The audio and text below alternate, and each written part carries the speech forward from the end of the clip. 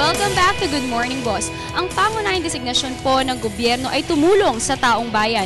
Pero po pag nagkakaroon na ng hindi natin alam kung saan tayo pupunta. Kaya naman this morning, napaka-exciting, Sandro, ng ating pag-uusapan dahil ito ay may kinalaman sa proyekto ng gobyerno kung saan mas makikilala natin sila mabuti ang kanilang pasilidad at mga nagagawa ng mga government offices. Kaya naman po para bigyan tayo ng impormasyon tungkol dito, makakasama natin ang ating very special guest, si JCI Senator Daniel Sigilian, ang Kabisig Chairman. Good morning, sir. Good morning po, sir. Good morning sa inyong dalawa. Sir, let's start it off po.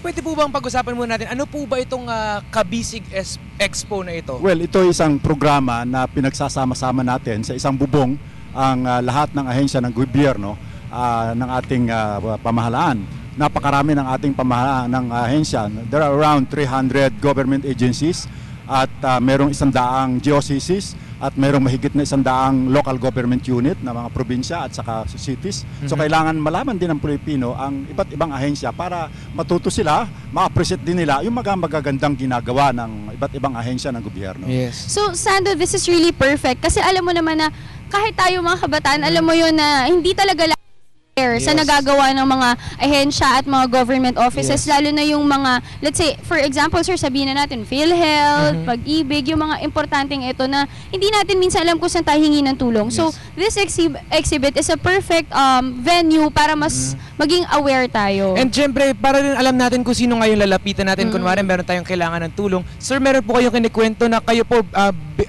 may personal experience po kayo sa ganitong bagay na hindi kayo informed? Biktima ako rin ng isang hindi pagkaalam ng ating pamahalaan. Okay. Nahatulan ako ng 640 years sa kasalanan ng hindi ko nagawa. Hindi ko alam na mayroon palang public attorney's office na pwedeng tumulong sa akin. Pwede akong kumuha ng mahusay na abogado. Pero hindi alam ng marami. So, ang naging advocacy ko ng Kabisig ito sapagkat nakikita ng napakaraming tao na dapat maintindihan ng Pilipino ang iba't ibang ahensya. Yes. Kasi nalalaman na lang natin ang ahensya, meron palang ganito pag merong anomalya. Totoo yan. Sir, dito sa Kabisig Expo na mangyayari, ano pa po ba ang iba natin makikita dito? Well, definitely, meron tayong kinumbidang mga local government unit because ang ating Pangulo ay nag-issue ng Memorandum Circular 45 na ino-authorize lahat ng departamento at attached agencies kasama ng dioceses, government-owned and controlled corporation at saka mga local government unit para ipaalam sa taong bayan ang mga kanilang programa. Ang masama nga lamang dito ay hindi naman lahat kasi marami daw wala silang kaukulang pera para mag-participate. Merong kaunting halaga ang pag-participate. Pero ako'y naniniwala na lahat ng ahensya ng gobyerno ay merong kaukulang salapi para i-inform ang ating taong bayan. So they should not reason to us na wala silang pera para sa informasyon sa taong bayan ng kanilang mga ginagawang magaganda. Well, at saka Sandro, ito I believe, itong Kabisig Expo na ito ay sinimulan pa po ni former President Cory Aquino, if I'm not mistaken, sir, right? Yes, na-adapt po ito ng Pangulong Ramos at ako po ay naatasan ni Presidente Ramos na organize ang buong Pilipinas nung wala na po ang Pangulong Cory. So ito po ang naging advokasya namin na i-gather lahat sapagkat wala pong funding from the Office of the President. Yes. Nakakatanggap po lang kami ng Memorandum Circular na ino-authorize ang programang ito at kami natutuwa sa Pangulong Aquino sapagkat sinuportahan niya simula pa ng umupo siya, ngunit hindi sinusuportahan ng mga ibang departamento at mga ahensya.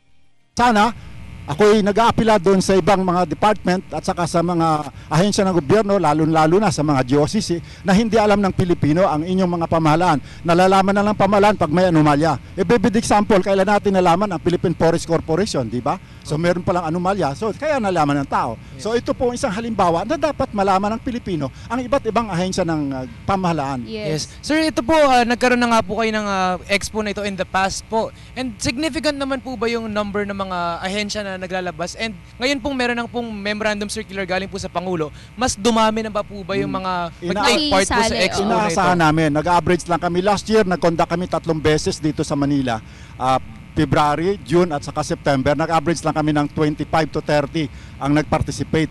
At yun ay wala, ang unang memorandum circular ay noong 2011 pa. Noong 2011 meron kaming mahigit na 50 sumali.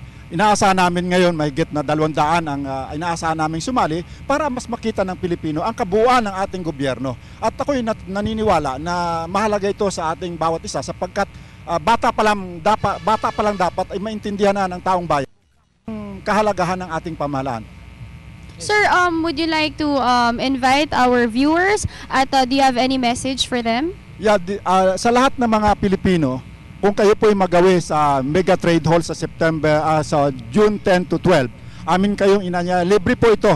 At inaasahan naman namin ang iba't ibang ahensya ng gobyerno na sumuporta.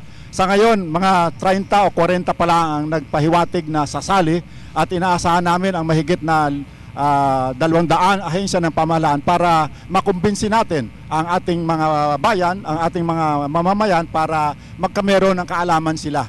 Ang tema nito ay kaalaman ng mamamayan, kabalikat sa matuwid na daan. So doon sa mga ahensyang hindi pa nagpahiwatig na sumali, amin po silang inaanyayahan at doon po sa mga nagtanggi na wala silang budget para sa informasyon na katulad nito, amin pong panawagan muli na suportahan po ninyo muli ang programang ito at suportahan natin ang Pangulo sa kanyang pagbibigay ng tamang informasyon sa taong bayan. Nagagalit ang Pangulo pag hindi na naintindihan ng taong bayan ang mga magagandang ginagawa ng pamahalaan. Kaya kaisa tayo, ito'y magkapit-bisig tayo, ito yung mensahe ng kapit-bisig.